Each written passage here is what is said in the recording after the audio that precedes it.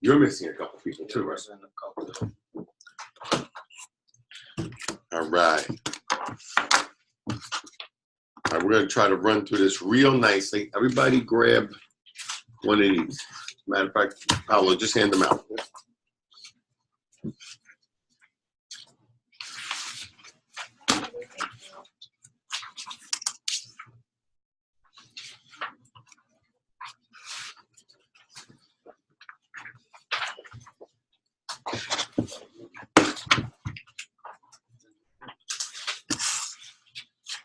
Okay. Is there a button you want me to hit on this? No, it's recording. It sounds good. You're good? Yeah, everything's good. All right. Good morning, everyone. How are you? Let's dive right in because we're a little bit behind at this point. All right. So we ended up at borrower information. Borrower, co-borrower, same thing. How many years do we have to verify where you live? Two. All right. Very good. So now we're going to move down to employment information. Again, what's the magic number in terms of years? 2. We have to verify their job history for 2 years, okay? So the first thing you can do is going to start with name and address of employer. So it could be, in the case of the sample we're using, the first page says Viola North America LLC. Second page, it's a different W-2, would say Macy's. But let's just act like it's the same company. So the name of the company is Viola, there's the address. And sometimes there's an issue because you can work for like Advanced Auto Parts. Well, corporate is in one place, but where you work is another. You're normally going to put where they work. I work for the Board of Education of Princeton, but I actually work at PS24 on Smith Street in Princeton as a teacher. So you're really going to use the address that they work at, not the corporate address. Okay, because it wouldn't make sense. Why are you working in Minnesota? So I normally ask them, where do you live? You're a teacher, you work, this is a corporate address. You'll see the corporate address usually on the stubs, the W-2s. So you're always going to ask them, where do they work? Okay, you're going to put the complete address of where they work. Name, address, zip code. Sometimes you're going to need to find out who is in HR and get that number because in verifying 2 years, and we can't, look, when you take your application, some people don't know the exact date they start. So you might put 1 year, 3 months. And it's important in what you put because when you're on Encompass, which is the loan originating software that you put the application in, the fields are highlighted in blue and each company makes certain things mandatory. So even though you could put 1 year, we have the months highlighted in blue. And if you don't put at least a 0, it'll say you're not finished. Okay, it won't let you get ready to submit the file for disclosure. So you want to fill in every box that goes along with it. That's something that I didn't even know when I came here that they made it so you had to fill it in. Normally if you put 1, the 0 would automatically populate later down the road. The way we have it set, you got to put the 0, you got to put the 1, you got to put the 2. So if someone says I'm only there a year, 6 months, put 1, 6 in the 2 boxes. And now we have to go get at least the next 6 months. So you're going to ask that specific question. All right, so where were you beforehand? Oh, I was in college. Great answer. When did you start school? When did you graduate? Did you graduate? What did you go to school for? Okay. Very, very important. We'll kind of go back into that a little bit because the income boxes, or rather the income section is very, very detailed in terms of what you can and can't do. So one of the things when you look at the book, you have to have 2 years employment history, right? So if they were only working 1 year, does that mean they can't get a loan? In some cases, no. But in our case, if you went to school for a specific item, so let's say you went to hairdressing school, you went to Votech and got your license in haircutting, and now you're working, they will count that time towards your 2 years. If you're in college and you graduate, they will count that time for your 2 years. Now, if you went to a school that taught you how to be a truck driver, but now you're working in a warehouse, that's not going to work. Okay. So I went to truck driving school for 8 months. Yeah, but you didn't finish. Or you're not in the field of the course that you took. That becomes an issue because now you're not trained in that. Well, I'm driving a high-low for a warehouse. Okay, that's great that you're driving a high-low for a warehouse, but it's not the field that you went in. So it has to be relative and relevant to the job that they have. Okay? All right, so we're going to go through name and address of employer, check off they're self-employed. What constitutes being self-employed? Somebody in the room name somebody they know is self-employed. There you go. Now, let's take a look at what constitutes being self-employed. You're a realtor. Do you guys know the difference between being paid on a W-2 and a 1040? W-2, I'm sorry, and a 1099? No. All right, good. So that's why we're going to go over that stuff. I don't have 1099 for that self-employed tax return. I will get that for the next time because we're going to use another day to go over income. It's very detailed to go over it all in one day, so we're going to kind of walk through it slowly. All right, so we'll get there when we get there. Years on the job, you're going to mark in years employed in this line of work. That's important as well. So let's say you're in a warehouse for 1 month. So you're only 1 month, and a previous job was you're working in construction. Okay, those things play into what part of the 4 C's. Remember we talked about that. I actually made a little joke and a little story about someone's job. Okay, character section, exactly. If you have too many changes of careers in the same time frame of 2 years, that's going to connotate, hey, we're having problems holding a job. He can get a job, but he doesn't last very well at the job. So if someone is going and changing jobs, even if it was their decision to change, they didn't let go. I didn't really like working in construction. It was cold outside. I don't feel like working in the cold. And then you're in a warehouse. Well, they didn't treat us nice, you know. Something happens. And then they get a job at a bank as a bank teller. What's happening is I'm not going to lend you money because you're not showing any kind of stability in earning an income to pay the loan back. So the character is going to play into the capacity. You're changing jobs. Yeah, you seem to be able to find a job. You do great on the interview, you get the job. But after 3, 4, 5, 6 months, either you're bored or it doesn't work out.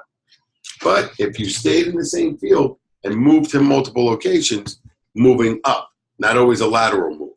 So same answer would be is I'm working as a teller in PNC Bank, and then 3 months later I'm at TD, and 3 months later I'm at Provident, and 3 months later I'm at Santander.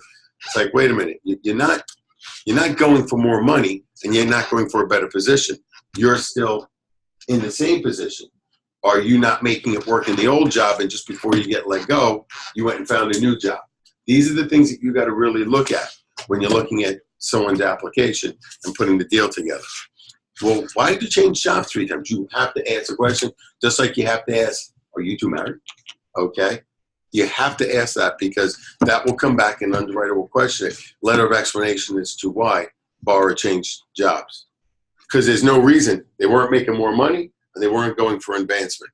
They were taking the same job at basically the same pay, and going from 750 to 775 isn't really an increase.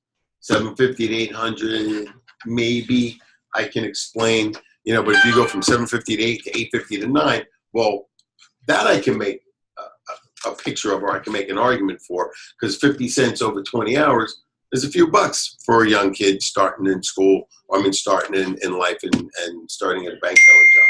So you're really not going to get big raises at a bank unless you get promoted. Is that thing my phone or that thing? Okay. All right. So we'll continue. Is there any questions on that part? That, like, you want to give me an example that may not work? All right, good. So we're going to have the position. That's important. That ties into exactly what we're talking about. What are you doing? Teller. What are you doing? Warehouse worker. High-low driver. You want to be a little specific, okay? Because everything they tell you when you write is going to get verified by what we call as a VOE. Those are acronym letters for verification of employment. We are going to send a letter to their job to verify when they started, how much they're making, their position, and there's a question on there that says likelihood of continuing position. Meaning, let's say you've been out 3 days for the last 4 weeks, every week. And they may write, employee takes excessive time off. He's under disciplinary action at the moment. Well, do you think you're going to lend money to someone that verification says that to? No. Even though he may be getting paid because he's on, he's in the union or whatever, that doesn't mean he's going to keep his job. So all these things play into that. Now, they're not going to usually tell you too much information because they don't want to get sued for libel, but they do have to tell you the truth. So if you're taking time off or you're going out on disability, a lot of that information will be on there. It says, is there any changes to his income, likelihood of continued employment? That's all there. And I can get one of those for next week as well.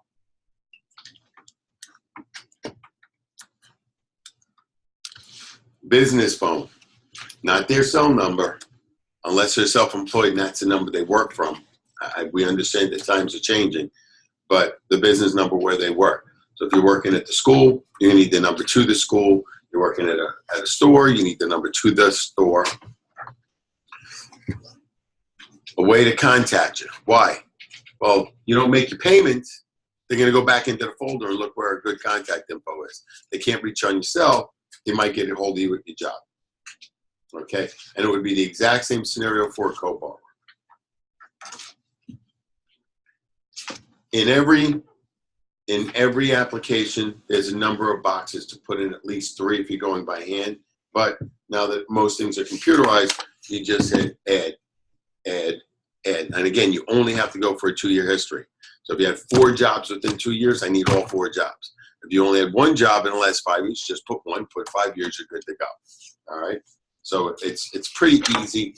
You're going to know if you're talking to someone that's got 4 or 5 jobs in the last 2 years, you're already going to know this probably isn't going to work. Okay, the income won't be there. You didn't have enough time to earn enough. It's not like we live in an area where the house is going to go for $80,000 and the taxes are only $600 for the year. Taxes alone in this state are more than total mortgage payments in many states. You'd be completely surprised what it costs to live in other areas. When you're doing previous employment, okay. If you look at the box, it says dates, month and 2. They just don't want you to put 6 months. They want to know what 6 months. Because if you are now at this job 1 year, 2 months, that means you started in May, okay, of 16. Why? Because 1 year would be May of 17. We're in June, July. So now, if you put the previous job and they were there from January to March, we have what's called a gap of employment. There's a gap between when they left the job and got the new job, okay? And then we ask why. Well, that would connotate to me and an underwriter that they lost this job and it took them 2 months to find a new job. It could also be, I left this job, took time off, whether it was for personal, family reasons, and moved on. And we need a letter, a gap letter of employment. Okay. So everything. Oh, perfect. You can go that way. Just leave that out and keep them up.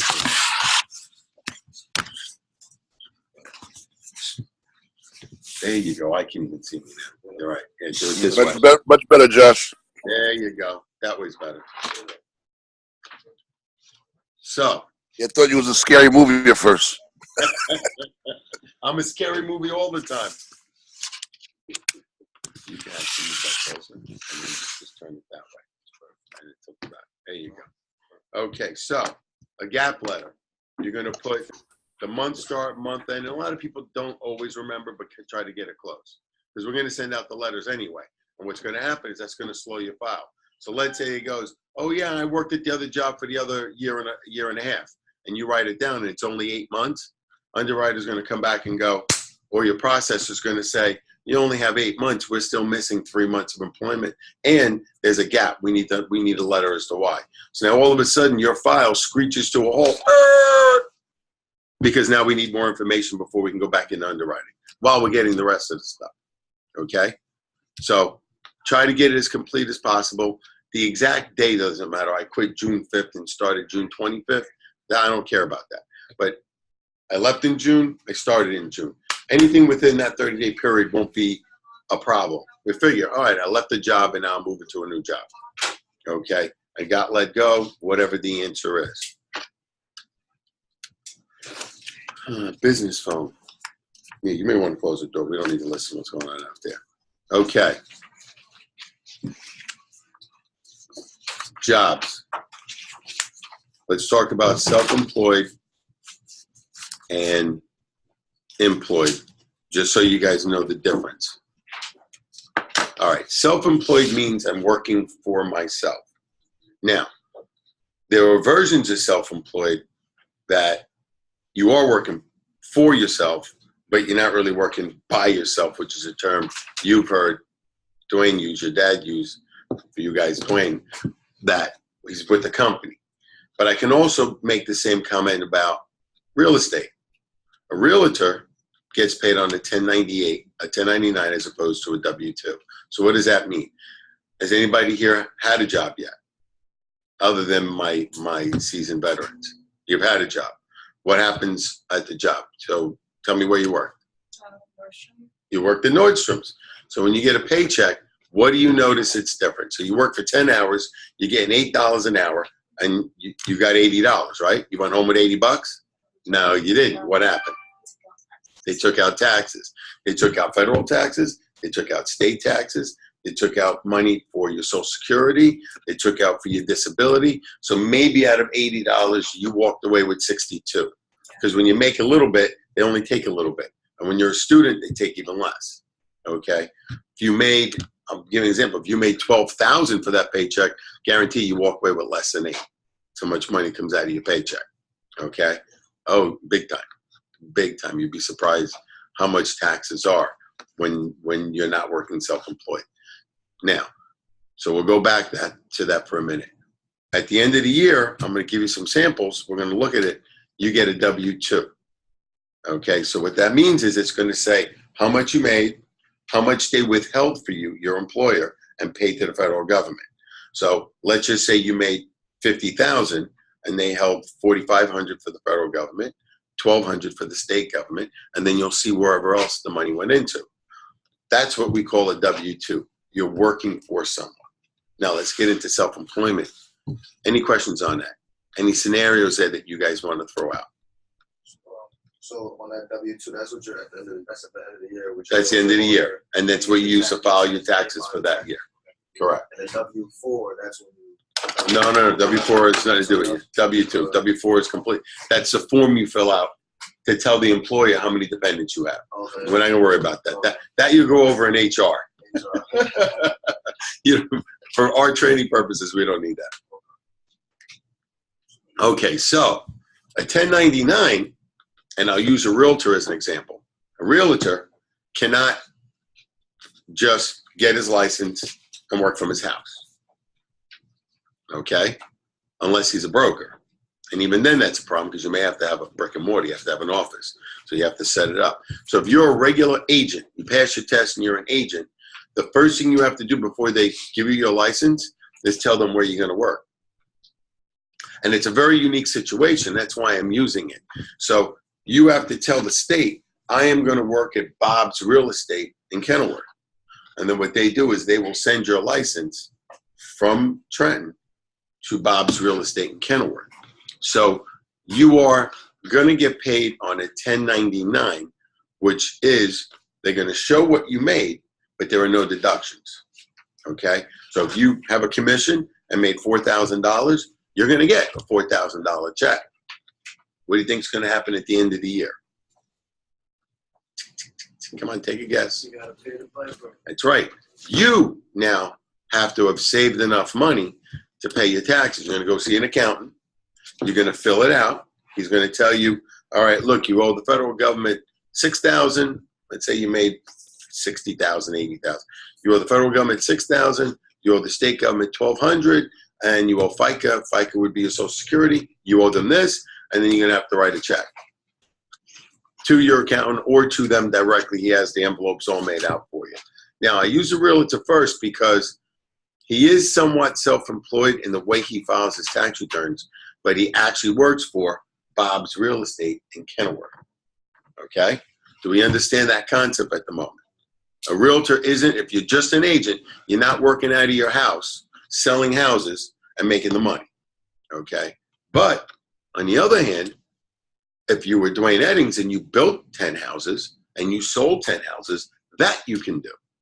That is your property to sell. You don't need a real estate license. So let's say one of you guys were working in the office pre-selling those houses, you could still get a commission, and he would be self-employed selling his own houses. He's not working through an office that's going to write him a check. I'm going to charge the borrower, the buyer, $100,000 to buy this townhouse, and at the end of the day, it cost me $70,000 to build it. I kept 30. So my tax returns are going to show gross sales because I'm self-employed. You could landscapers, business owners that own, not that work for restaurants, but someone that might own Ed's Pizzeria. That's not a franchise, it's mine. So I'm gonna have gross receipts, I'm gonna have all my expenses, and there's gonna be a profit dollar at the end. And usually your account will have you pay quarterly what they estimate you're gonna owe. So at the end of the year, instead of having to cough up a $15,000 check, I might have paid $7 and I only got to pay $8, okay? So a 1099 versus a true self-employed, because when you get 1099, you're almost self-employed. But obviously you're getting work from someone and you're getting paid through someone to give you that 1099. A trucker might be an over-the-road trucker. He doesn't bill, in many cases, the actual person he's hauling the food for or whatever he's hauling. But I own my truck. Bob's Trucking, you know, Bob owns a lot of things. Bob's Trucking in Newark hired me to take my truck and go pick up that load and bring it over there. And Bob paid me on a 1099. He didn't withhold my check. But if I worked for Bob and I drove Bob's truck, I would get paid a paycheck and I would get a W-2. Do we get the difference? Everyone's good? All right. You were in car sales, right? No, that's it. Right. So if he's working for any dealership, new or used, he's going to get a W-2. Okay? They're going to hold the taxes. But if he had his own used car lot and he went out and bought my car and your car and your car and then went to the auction, bought 3 more cars and sold them, he paid $6,000 for the car and sold it to you for $8,000. He's self-employed. He bought it for $6,000, sold it for $8,000. I got $2,000 profit. If I do that 10 times in a year, I made $20,000, and I would fill out my tax return. I wouldn't get a 1099 or a W-2. So that is truly, truly, truly self-employed. You're really running your own business. All the other ones are quasi-self-employed. You're still responsible to pay your taxes. You may still have expenses, but you're working through another organization. All right? So when you don't have to fill out the 1099 or W-2, You don't fill out anything. It comes to you by a 1099 or W comes to you from your employer. You fill out a W-4 that determines who you are, your social security number, because they need to give it to you under your social security number or under your business name. Okay? So when you're classified as self-employed, that's when you're like sort of able to write tax write-offs. Is that? Well, you can write stuff off, and we're going to go through more complicated tax returns at the next class. I'm using simple tax returns now. You can write things off, but you get to write more things off. There's a difference between using gross dollars, meaning I sold that house for $100,000 and I'm going to pay these expenses, as opposed to I work for Joe's Real Estate. I work for as a salesperson in the builder's office, and my commission was $8,000, but he took out the taxes. That net number is net dollars. So now you might pay your car that you had to drive back and forth, even though you got to the location. He has 6 locations within 5 miles, and you're using your car to go back and forth showing people the houses. All right, look, you wanted to see the ranch, well, that one's in that location, and you use your car. So you can still write some things off, but it's a little different.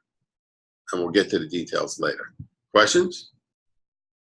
so when you're truly self-employed, you don't feel like anything out as far as that. No, you don't fill anything out for the person you're working for. Just really for yourself. Yeah, when you get a 1099, you're pretty much a subcontractor. So let's say if I was building townhouses well, I don't know how to do sheetrock, so I'm going to hire a guy and do sheetrock. He says, I could do the house for $2,000. I'm going to give him, not cash, I'm actually going to give him a check for $2,000. And at the end of the year, I'm going to send him a 1099. And all my 1099s have to match so that when I file my tax returns, that comes off my gross. So if you're self-employed, you pay your taxes at the Pretty much, they usually try to get you to pay it quarterly. Okay. If you don't pay it quarterly, then you're going to pay it at the end of the year. And won't get into semantics when you actually have to pay, because you can do extensions. But if you owe money, then you're going to get hit with interest. It's a whole load of stuff that goes on. The concept is, though, completely self-employed, subcontractors, gets all the benefits of being self-employed, okay? But he may not, he owns Ed's sheetrock, but I'm working through people and getting 1099 as my payment. The only time I wouldn't is if Paolo called me in and says, hey, I just had a leak in my house. It blew out all my ceilings. You know, can you come and do it? And I say, Paolo, it's going to cost you $6,000. And he writes me a check. He's not a company. So that money would go in under mine, and that would be the true self-employed. But if I'm subbing from someone, I get all the benefits of self-employed, but more than likely he's going to give me a 1099. Okay? And it looks like we're having a nor'easter rainstorm. Okay. We're going to look at different tax returns that will show some of the differences. For today, I pulled out some basic ones so we don't have to go too crazy. So pull out the stuff I gave you. Pull out the form. And what we're going to do is we're going to look at a pay stub. We've whited out or blacked out the names to protect the innocent. Now, it's very important here, and we may be on this period for a long period of time, because I'm only showing you one kind of pay stub, but there are a couple of different ones. What do I mean by that? The pay date and how people get paid. It's important in this industry because it determines how you calculate their monthly income. Okay? Everything we do gets calculated on a monthly basis because we use your monthly mortgage payment and your monthly credit payment as a basis, so we have to break your income down on a monthly basis. So for example, can anyone other than my two old guys, my two seasoned veterans, give me an example of how or when somebody gets paid? So when you worked at Nordstrom's, how'd you get paid? Bi-weekly. Okay. So bi-weekly is a funny term, right, Kevin? Yeah. So bi-weekly to you means what? Every other week. How many paychecks would you get in a year? How many? 24, you believe? So how many weeks are in a year? How many? 52. Divide that by 2. That would be 26. So you would get 26, not 24. So if you calculated your bi-weekly pay the middle of the year and calculate it by week, you'd actually be giving yourself a raise because that paycheck is going to look higher. Now, bi-weekly, everybody gets it confused. What does bi-weekly and bi-monthly mean? Well, I'm not sure if I'm even using the term right, but basically, you can either get paid twice a month, which is usually the 15th and the end of the month, or you can get paid every other week or every 2 weeks. Every 2 weeks means you're going to get 26 paychecks. Twice a month means you're going to get 24 paychecks. How do teachers get paid? salary. They get a salary. And when do they get paid? They'll get paid up so upfront. Well, it depends what you mean by upfront. You got to be more specific. No one gets paid before they work. They get paid after they work. I'll take that job. Give me an hour. It won't show up Thursday. Let me be more specific. Does anyone realize that many teachers only get paid for 10 months? So if they get a contract and that contract says they're making $40,000 a year, and you look at their paycheck as opposed to asking them how much they make, and you look at the paycheck and the paycheck says $2,500, and you calculate 2,500 times 26 divided by 12, right? You're going to come up with a different number than you ask them, how much do you make? because you're giving them 2 extra months of income. Okay? So in 99.9% of the cases, if you're not dealing with a teacher, you can go by the pay stubs and extrapolate or take the 30 days I have, because I can see 2 different pay stubs over 30 days, or 4 if he gets paid every week, multiply that all the way out to a year, and then divide that by 12. We get that concept? You get the concept? I'll give you an example. I wish I had my board up, but so let's say I get paid $500 a week. How much you get? And I'm looking at the paycheck. Oh, Bob. Let me give a new name. Tom, you get paid $500 a week. You have 3 paychecks here. You get paid every week, don't you? You always get paid $500 a week. Does it matter? Well, yeah, even if I'm sick, I get a sick day, so I get $500 a week. Oh, okay. That means that year-to-date number ought to match $500 a week from January 1 to this date. So I could take 500 times 52, 20,800, 28,000, right? And then divide that by 12, because it's not going to be $2,000. Here again is the odd number. Every month doesn't have 4 weeks. So if I went, 500 times 4, you make 2,000 a month. He's probably going to say, yeah, 2,000 a month, you got it. Not really. There's 52 weeks in a year divided by 12. It's not an even 4 months. It'd be 48. We got 4 extra weeks in a year. Okay? So what you do is you multiply by 52, divide by 12, and it might be $2,250, $2,450, whatever it is to make up for the $4,000, $2,600, whatever it is. Okay? So you have to be very specific in what you ask. How do you get paid? I'm sorry, we'll go there. When do you get paid? And that's why we always need 30 days worth of pay stubs. It'll give a true picture. And we're going to review what's on the pay stub. So when you get paid, and then asking how much do you make, and you are going to be so surprised that many people don't even know what they make. They'll say, I take home $450 a week. Well, we don't go by net, we go by gross.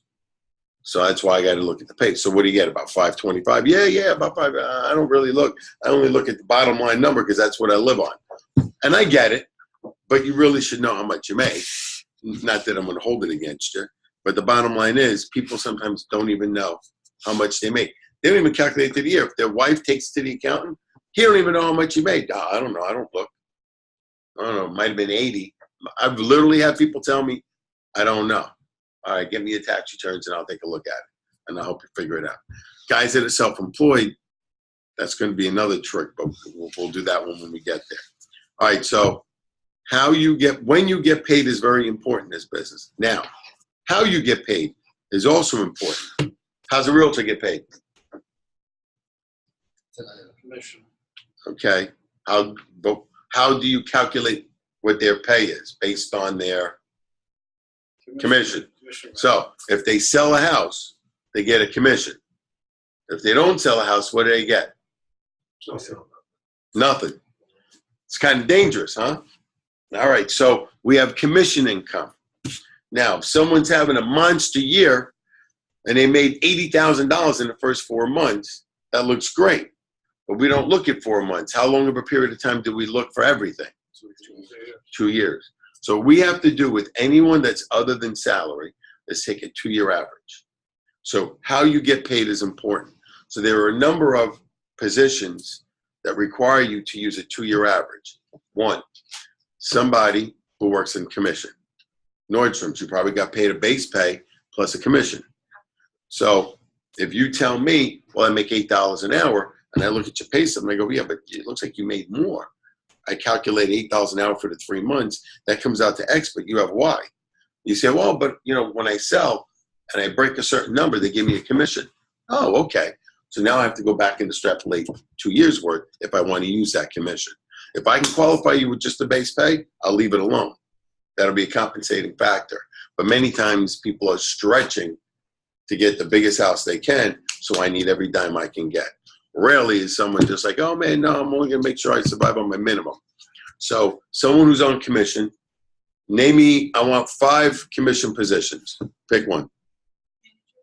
A manager of? Some may. Give me a pure commission. Sales agent. Give me a position in sales other than retail store. You can get it in jewelry. It's right. Parcel. Car salesman. I was a trainer. 5-inch. Trainer. Nice. He went different. He might get paid by the class, Yeah, how much by the students in the class. You guys leave me a check before you leave. All right? I need a check. Big one, too. Not a little one, because I'll stop talking. Okay? But you get it. Yeah. All right? So, commission. How about a policeman? How does he get paid? How's an officer? Police? Salary.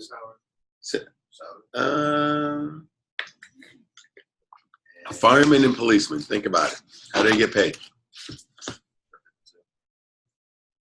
It's always calculated hourly. Why? Because if they work overtime, they get paid overtime. Okay? So even though their contract says you make $80,000 a year, that's based on 40 hours a week. Let me use that number, 40 hours a week, blah, blah, blah, blah, blah. Now, they work different hours. They might work 12 hours in a row and then 24 hours in a row. That doesn't matter. It's how they get paid and when they get paid. And officers make overtime. Firemen make overtime. So if we're going to use that overtime to qualify, what do I have to do? I have to take their income and average it over 2 years. Yeah, this is a participation class. All right? I have to know you get it. Otherwise, I got to go over it again. So this is very, very, very key, because a guy will take his W-2 and you're going to go 164,000. I just saw your contract. It says 84. Oh, yeah, I do a lot of I take all the overtime I can get.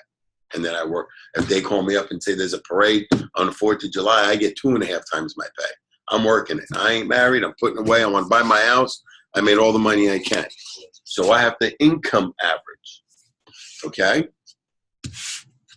And there are a lot of rules that go along with that, but we're going to just stick with the basics now. That overtime, you would have to go back, of course, those 2 years. 2 years. Calculate all the overtime. You have to calculate overtime. Initially, you really can't do that. What you have to do is use the gross numbers. And what do I mean by that? Well, I know you got a contract. He makes under the 40 hours, he's supposed to make 80,000, but he made 120. That means he's got 40,000 in overtime. Well, let me look at last year. Oh, you made 110. Now, the only thing I can't calculate for was his base pay and his contract at a lower number. But I can at least say there's 30,000 of income. So I know the base. I take the base out, divide that by 12, 80,000 a year is a base. And then I take the 30, I take the 40, I make 70, and I divide by how many months? 24 months. All right, or I could divide by 2 and then 12 months. Same answer. However you want to do it works by me. But again, I always calculate out to the year, take out whatever the base is, and then divide by the amount of months I'm going to use. Okay? Now, we have big issues if somebody made 40,000 last year in overtime and this year's only projecting 20. Underwriter's going to be very conservative and knock out 40 and use the 20. Where 40 and 20 added together divided by 2 would be 30. I'm not going to do it because it was a 20% decrease. So they're very, very cautious in that. That position may have. It depends on the decrease, like how. Yeah, if it's 20% or more, they're going to negate the previous year. But again, we're just going to go over the details. But you could also explain why he had an injury in the family. Maybe an injury, something happened that he didn't make the money, and it's going to go back in again. If the VOE comes back and says, we may go back and ask them when we look at it, hey, explain why overtime has been less. Oh, he was out of work for 3 months, so he didn't have enough overtime. Injury, he got injured on the job, whatever the answer is. Okay. Now we can then make some modifications, but then we would say likelihood of overtime to continue. Excellent. Plenty of overtime available. He can take all the overtime he wants. Now we can start working with the numbers, but again, they can't be fictitious numbers. I can't have someone say, oh, he's going to get at least 70,000 this year. No, that's not going to work. I got to have a history, not what could be. I got to go what was. Okay? So we're always going to verify all that. And it's to protect them as well as you. Everybody wants the bigger car. Everybody wants the bigger house. Okay? You just got to make sure they qualify for what they're doing. All right, so now we have overtime would be income average, right? Commissions would be income average. There used to be a couple other things I would look at, but those are really the only ones that matter today for most cases, okay? Self-employed is income average over 2 years as well. And they don't get a base pay. They pay themselves the base pay. So if I have a company and I give myself $50,000 a year under a W-2, now why would I do that? I'm self-employed. Think logically on some of the things we talked about taxes. Why would I give myself a base pay under a W-2 under my own company name? Be less taxable. Be specific. You're on the track, but that answer could be completely wrong, and that answer could be completely right. So, say it again. That could be right, but explain why. Come on, spit it out, and then I'll let Kevin tell you. All right, so I own the business, right? I own the business, and instead of just taking my money in cash all the time, I give myself a regular paycheck. I give myself $1,000 a week, regular paycheck that I hold taxes on. So I declare, even though I make about 150, 52,000 of it, I'm taking in a check and I'm giving myself a W-2. Ed's Landscape is writing Ed a $1,000 payroll check. So is it because we're not claiming so much money? No, you guys are on the right track, but come on, Kev, tell I don't know. Okay, so if you pay taxes, like you started to say, yeah, I'm not paying less taxes. I just have a less of a bill at the end of the year, and I probably won't have any penalties because I paid in. Okay, I'm going to pay, but I'm not going to pay them all, and I'm paying a portion to my FICA. I'm paying to all the different entities that I got to pay, and I can say, hey, look, I write myself a regular check. And in some cases, if you're buying a car, you don't want to give me tax, so you give them a paycheck. Okay, but for the most part, people do it so that some of their taxes are paid, and it kind of mitigates the penalties. Most of them just pay their taxes quarterly. They can, but it doesn't fill in all the boxes. You're only paying the Fed taxes quarterly. You know what I'm saying? You're not paying. You could pay the state and the Fed quarterly, but some people just give themselves a paycheck. So quarterly doesn't cover everything. Nah, you're only paying the Fed. You're not paying. I mean, your accountant could set you up to pay them all, but it's easier just to take a paycheck. Okay, and some people do that. All right, so self-employed W-2. Let's take a look at this pay stub. We're regular W-2. This kid works for Viola North America LLC.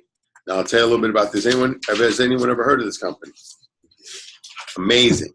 So no background because then you don't know what it is. This guy made over the course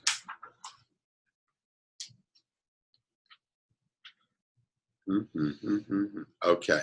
So if you take a look at this pay stub, its beginning period is 5/1. Top right says earnings. Beginning period 5/1. So this pay stub is from 5/1 to 5/14.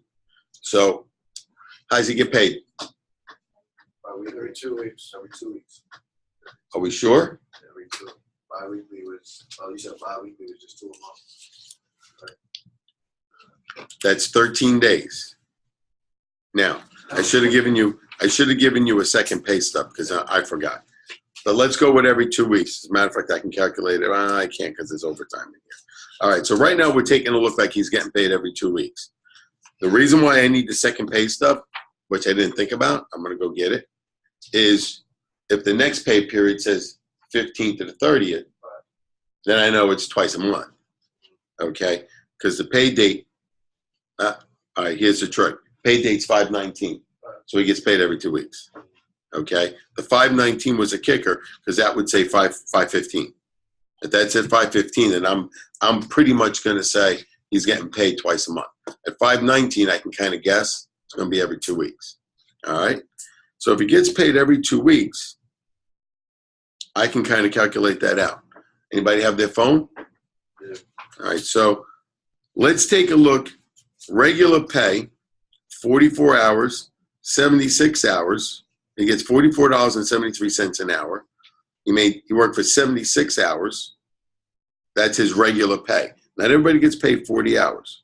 Okay, so 35 to 40, some companies don't pay for lunch. Some companies will pay you 9 to 5 and they cover your lunch, or they don't cover you for 30 minutes. So then you only get paid for 76 hours, right? Because that half hour multiplied by the 2 weeks, it's the 4 hours. 8, 4, there you go. All right. So this period was his paycheck. So let's take a look. 5/1 to 5/14, that would be 5.5 months. I'm sorry, 4.5 months. Okay. So let's take $33.99, right? That's a 2-week period, right? Who's got the calculator? Multiply that by 26. That's 88. 33, that's 374. Now take $3,399.56. That's his gross pay. Multiply that by 26 weeks, right? We already determined every 2 weeks is 26, not 24. So what do you get? Multiply by 26, right? Multiply by 26. What is it? That's 88,380. All right. Divide that by 4.5.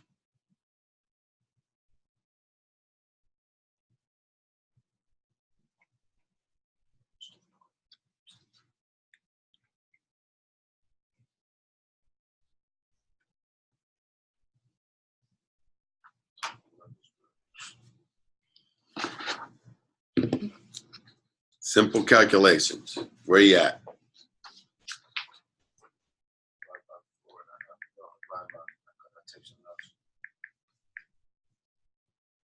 You get 19,641.90 cents. Divided by 4.5. 19,641. All right. So let's do it this way.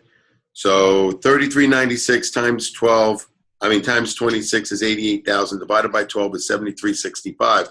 But he's already worked 4.5 months. So I'm going to multiply that by 4.5.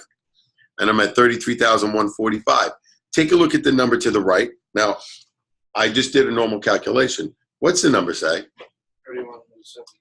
And I said it was going to be 33,145. It's pretty close, right? But now, look at the bottom number where it says gross pay. It looks like a year to date, 53,000. So he's made a lot of overtime. So in 4.5 months, he's already made $53,000. Not bad. 4 months, 2 weeks, 53,000. So I can kind of calculate, well, that's 4.5 months. All right. Let me just see what he's going to make. And I'll go 53,407.98. Okay. I'm going to divide that by 4.5. That gives me 11,868 a month times 12. And I go, so you averaging about 140,000 a year? Because that came out to 142,428. You know, when you go to high school and you say to you, now you two girls are like brainiacs, I heard. So I'm going to talk to the 2 knuckleheads, 3 maybe. And you go, why the hell do I need algebra? Right? Did you ever say that? Because I know my boys say it all the time. What do I need algebra for? Basically, that's algebra. I'm taking a number that I'm trying. X times Y equals, and there's a question mark. That's what we just did. We use algebra to calculate, very simple algebra, obviously, but we use that to calculate our answers. Okay? I turn around and I know 2 things. I know how long he got paid for. I know how much he got paid. I want to figure out how that breaks into what I need, which is a monthly income. Now I figured out that monthly and gross it up and said, so what'd you make last year? Because they always show me the pay stub, but they don't always have the tax returns on them. So I'm calculating backwards and forwards to kind of verify where I'm at. So he's going to make 143,000. What's the next thing I ask this kid? What do you do? What do you do? Amazing. The things you learn. And say, wow, that was pretty cool. So you know the refinery up in Elizabeth? When you drive by and on the left, if you're going north, and they got all those things, cables and smokes coming out the top. He works there. But it doesn't say ConocoPhillips.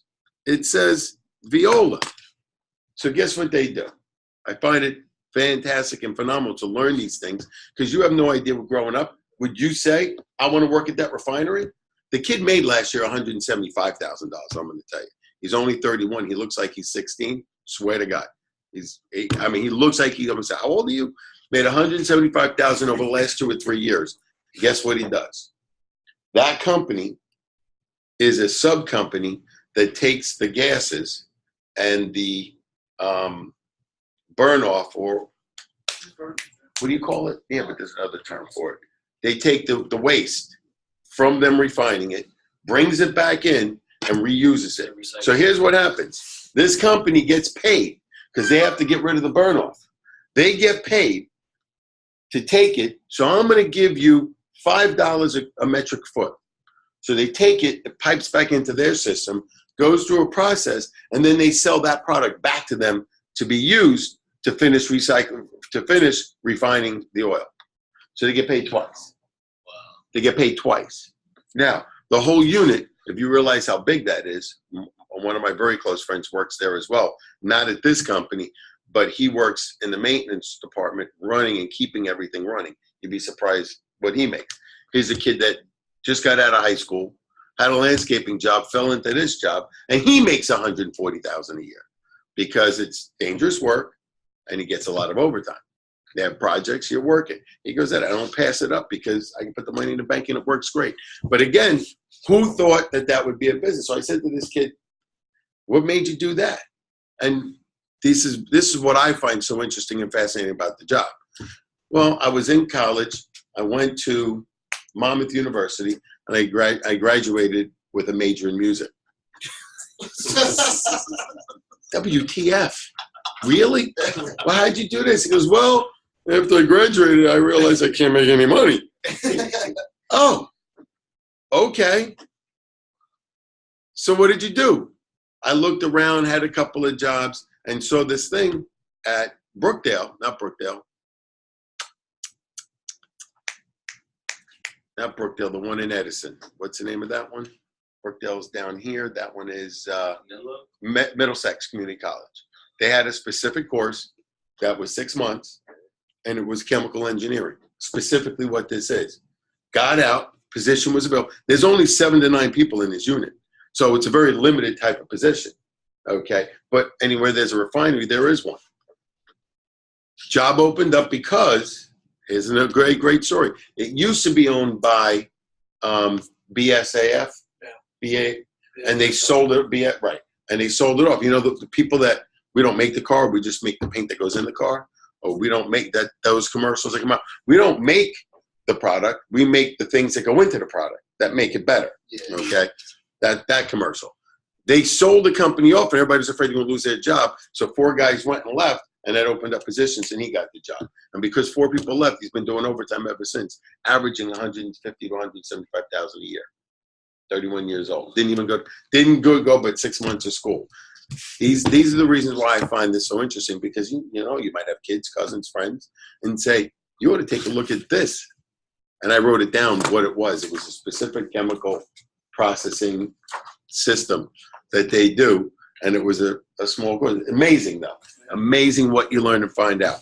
So when I take a look at him, we have regular pay, we have overtime pay, and now comes into things about other overtime.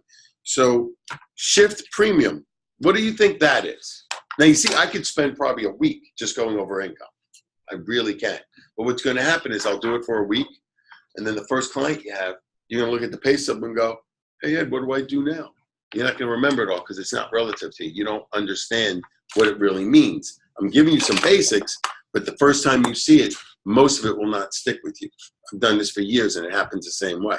So we go over the basics, and then when you get your clients, then you'll start putting your personal touch to it and understanding what it is. But tell me what you think shift pay is.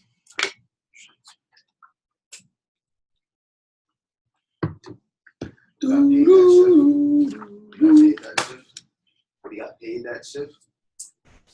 Well, that shift as opposed to his regular pay? Anybody want to guess? Yeah, holidays, Christmas, late night shift. Well, we have holidays. So if you look, hold on. I gave you a pay stub. Before you blurt things out, look down. Shift pay, bonus annual, float holiday, FISA retro OT. Holiday OT, shift overtime, sick pay, spot award, and vacation. So obviously shift premium and shift overtime are two different things. You know, I mean, I know you're going to know. You know what shift pay is? All right, so let me ask you a question. Less desirable shift is where a higher. Does everybody have a car? Does everybody put gas in a car? Do you think that refinery works 8 hours a day, 12 hours a day, 18 hours a day, or 24 hours a day? Oh, you think it is? Oh, so let me ask you a question. If there are 8-hour shifts, oh, I just gave it away, 8-hour shifts. So if I go from 9 to 5, that's 8 hours. So if they go home, who's running the plant from 5:01 to 11 at night? Oh, that would be a different shift, wouldn't it? And then from 11 o'clock at night to 7 in the morning, that's a whole nother shift, isn't it? So there's 3 shifts going on. Now, would you rather work 9 to 5, 5 to 11, or 11 to 7 in the morning? What would you normally work? 9 to 5. So, do you think somebody else doesn't want to work 11 at night to 7 in the morning? So what would you do to entice someone to work that shift? Exactly. We're going to give you a premium to work the 3 to 11 or the 11 to 7. So it's really 7 to 3, 3 to 11, 11 to 7. Just do 8 out, 24 divided by 3, and you can calculate the hours. So now you have shift pay. I use that as a very simple example. Over there, it's actually a little bit different.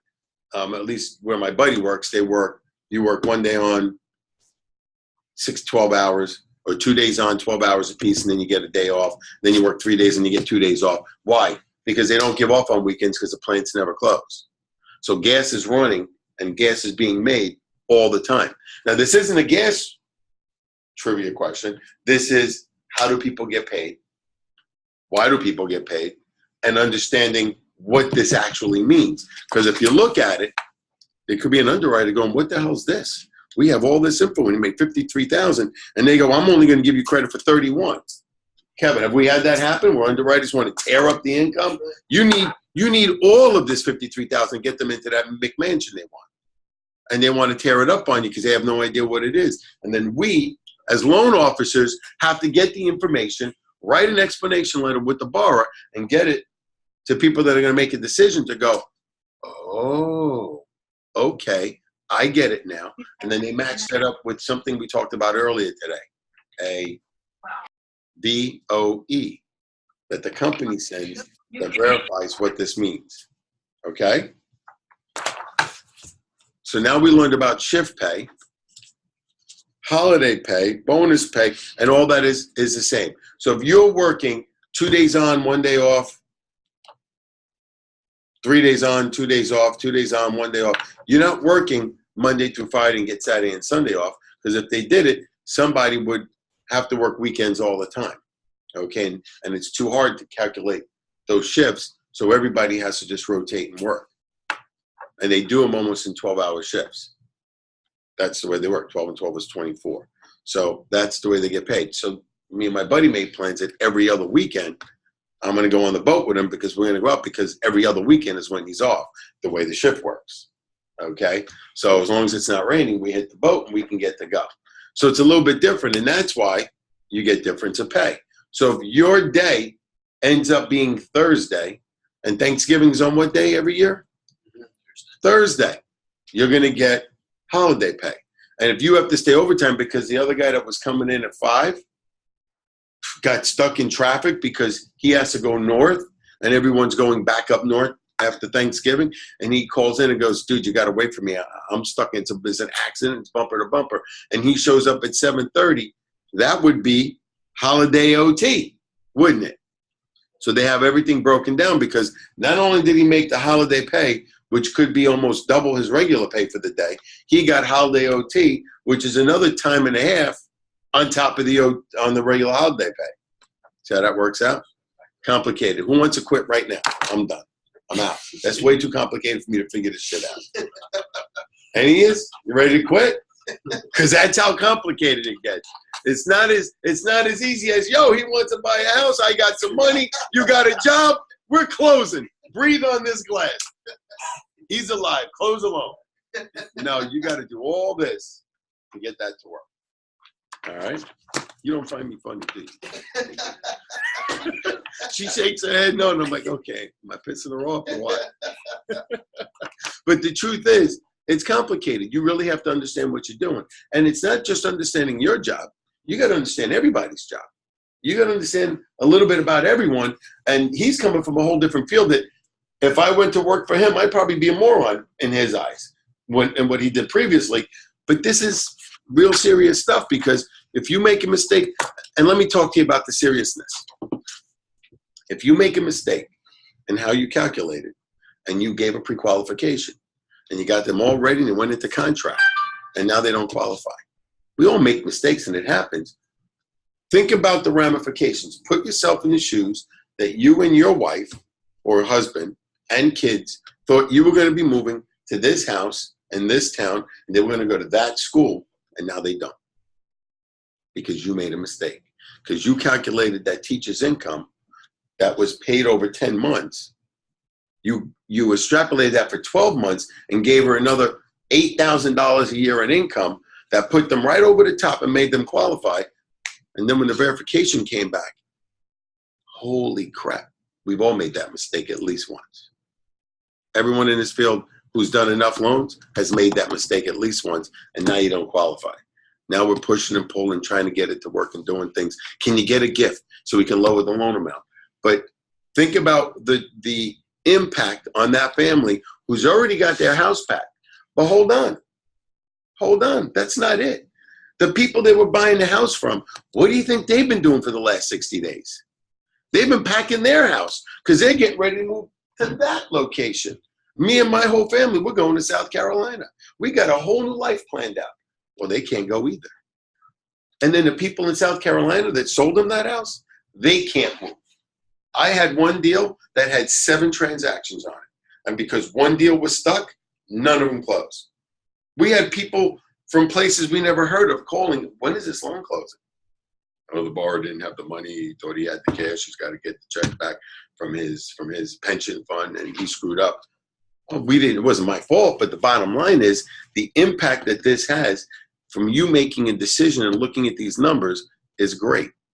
Same answer if you were building a house and I need to move in because the kids got to start school and they live way up north and you built them a house down in South Jersey. They can't bring the kids every day to school in South Jersey, and that's a tremendous emotional impact on family. So when you're doing this, it is fun, and it is fun in games if you do it the right way, but it's also serious. It's serious because of the people you're dealing with and the lives you're dealing with, all right? I make a joke out of a lot of things just to keep you all engaged, but the bottom line is you screw up, you've screwed up a lot of people down the line, not to mention the expense it costs your company to put that loan together, to make that work. That's why it was very important when we set up the relationship for the program that we're doing with you guys, that my people don't take in loans that don't close. Because I'm giving people false expectations on the other end of that loan, that something's going to happen. And my company's got expectations that these are going to close and make money. And everybody is at fault here. So these are the things that are very, very important in this. That's why I'm going to spend at least 2 classes on making this work. You never heard this speech before, right? Yeah. And it's funny because people don't realize. They just think it's easy. And we have one case right now where one of my loan officers, she's a manager, has a case where the income doesn't qualify because he didn't earn as much because he's a union employee and they don't mark up his vacation pay. It goes into a fund. And he got hurt and had to do knee surgery, so he didn't get paid. Well, I have the income average, and all of a sudden he made X, Y, and Z became a little z, not a capital Z. And when you average it out, he doesn't make enough to qualify. Now, that manager has now made him go back and get copies of the vacation checks, copies of the overtime checks, copies of disability, copies of his unemployment, so I can add that income back to the income to try to get him to qualify to get that loan closed. So these are the little things that you want to learn as we go along. Just pay attention to the details. Very important, because you'll find this is what makes you a better loan officer than the guy sitting at, and I'll use the name, Bank of America, taking the call. Oh, yeah, we can do that. and then they get rejected 2 days later because processing took it and says, yeah, you didn't look at the tax returns, he doesn't qualify. All right? So when you get done, you may not be experienced in years in the things that I'm showing you, but you'll have a flavor of what it is and what to do, and at worst, who to ask to get the right information. Okay? Don't be afraid. One of the lines in this business, and I'm sure, Kevin, you use it in your business, the only stupid question is a question you didn't ask. Period. Don't be embarrassed to ask me a question. What does that mean? That means he gets paid $43.13. That's what that 43.73 means. Don't be afraid to ask. All right. Now let's take a look at all the taxes he paid. Look at the next line. It's called deductions. Federal tax. He is paid on that one check of $33.99, $1,122. Somebody pull out their calculator and tell me what percent that was. I want to know if you know how to calculate the percent. What did you say? The number? So he grossed on this check, I take it back. His gross pay on this check, do you see the $5,584 shaded? That is accumulated by his regular income of $3,399, overtime pay of $536, overtime, again, of $1,616, and shift premium of $31. So that pay period, him working from the 1st to the 14th of May, his paycheck on the 19th was a gross of $5,584.66. That's how much he actually made. Out of that, the federal government took out $1,122. What percent did he pay in taxes? Easy number is you take the 1162 divided by the 5584, and that, Around 8%. Is it around 8%? no, it's more than 8%, dude. 1 on 5 is almost 20, right? So if I have 1 on 5, it's 20. 79. Right. It's 20, you had an 88, so it's 22%. You did division backwards. That's okay. 88 minus 100 is 22. So that check right there was 22%. Now, if I was self-employed and I was putting that away, at the end of the year, I won't have to pay so much. That's why someone gives himself a check. Paid Social Security, $335. Medicare, $78. New Jersey state tax, $278. And he's already paid everything he's got to pay into unemployment tax, $175.88. Well, let's take a look. He's got other deductions. What does he have on the bottom? What do we think the first deduction's for? What does it say? Other. What does it say? Dental. That's health insurance. Then you got regular health insurance. Then he's got life. Then he's got supplemental income if he gets hurt. Voluntary AD&D. And he's paying $335 into his 401k. So after all that was said and done, he walked away with a net check of $3,231, bottom right. So he grossed $5,500, and they took $2,300 and $2,350 out of his check. Some of it was his own choosing, okay? All of the bottom is his own choosing. You don't have to have health benefits. Well, they did change the rule, but it's going to get changed back. Anyway, you don't have to have some of these insurances, and you don't have to put into your 401k. So we don't use those deductions. So we're actually going to use the income above that number to qualify. That's why we use the gross income and not the net. We're using the gross income. And this is why we have ratios of 40, 45, 50, because when these taxes come out, you're not walking away with 5,000, you're walking away with 3. Okay? Any questions on that pay stub? Wouldn't you average at your overtime over the last 2 years? Yep. Everything on this paycheck would be averaged over 2 years, including his base pay. Because if he doesn't work 40 hours or 76 hours, he's not making the money. So this paycheck would be one of those paychecks. Because if it said salary, 40, and they all said 40, and it was a regular number, I could use that number straight, calculate it out. But because it goes by hours, if he doesn't come to work one day, he might get sick pay. But if he uses all his sick time, is he going to get paid? So let's say he has 10 sick days and he doesn't want to use his vacation days. And he's on his 11th day being sick. He goes, I'm not taking my vacation days out because I already got my trip planned. I need that money then. Is he going to get paid for that day? No. So you're gonna do a 2-year average. And again, you don't know how much shift work. Maybe he didn't get that much shift. Maybe next year, the way it falls, he doesn't work Christmas, he doesn't work New Year's, he doesn't work Thanksgiving, and his pay is less. So we average it out.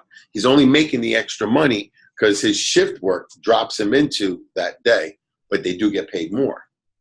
Right? Nobody wants to go, right? Think about it. Do you guys want to go work Christmas Day? No. But they pay you a lot to go work Christmas Day.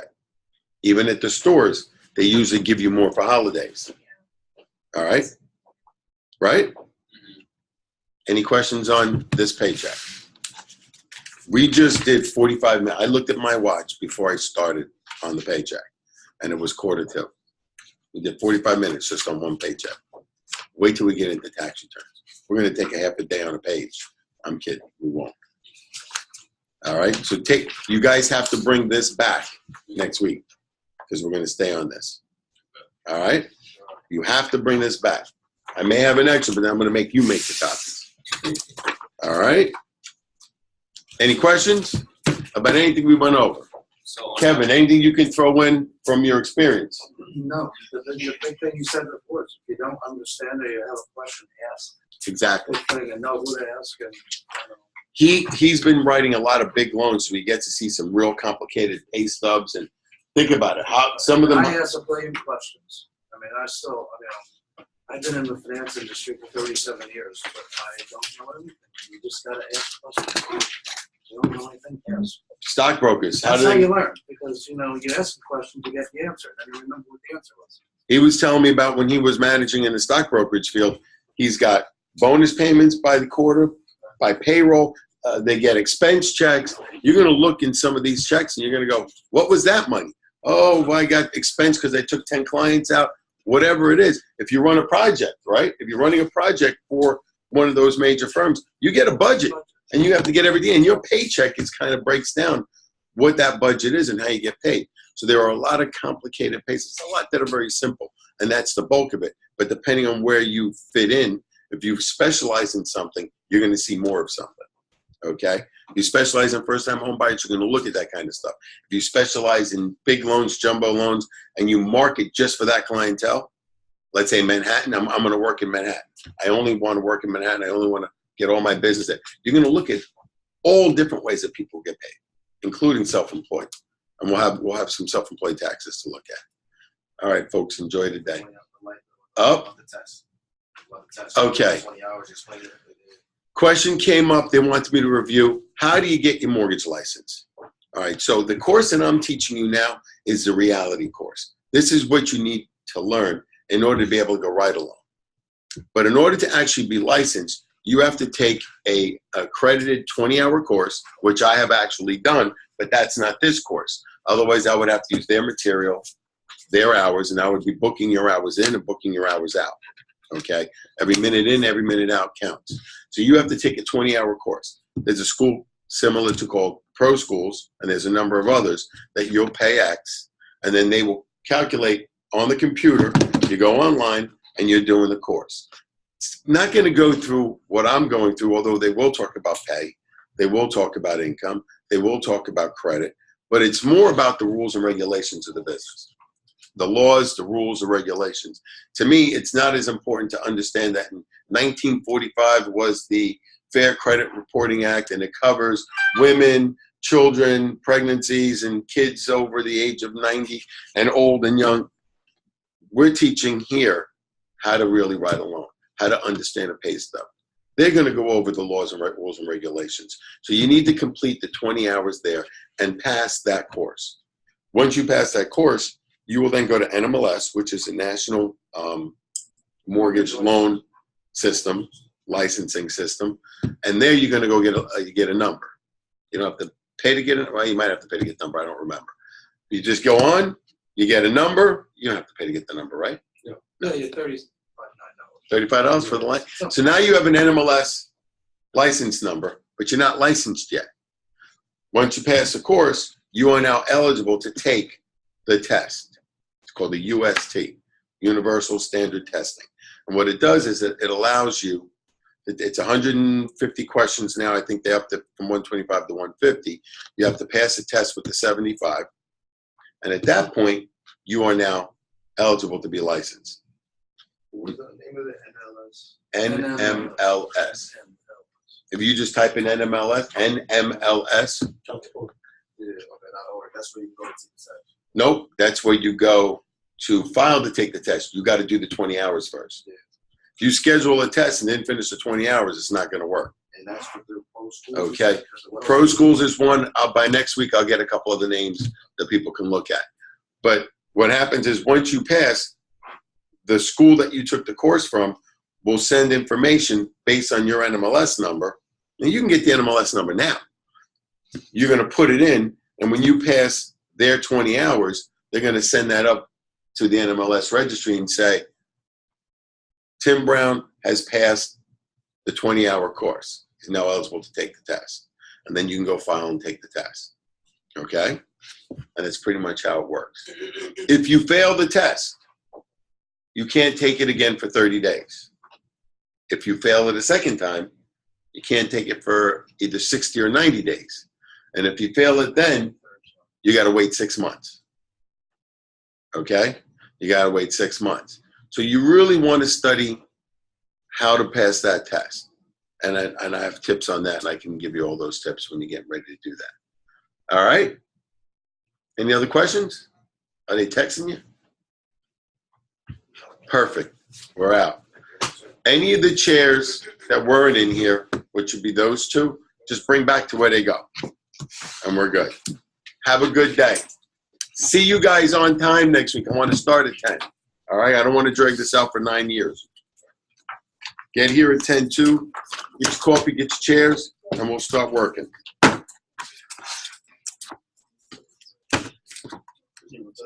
Turn him around. No more bad movie. Need to now. Like, I had a feeling because I could barely see myself. yeah. And I'm like, holy crap. That stays here.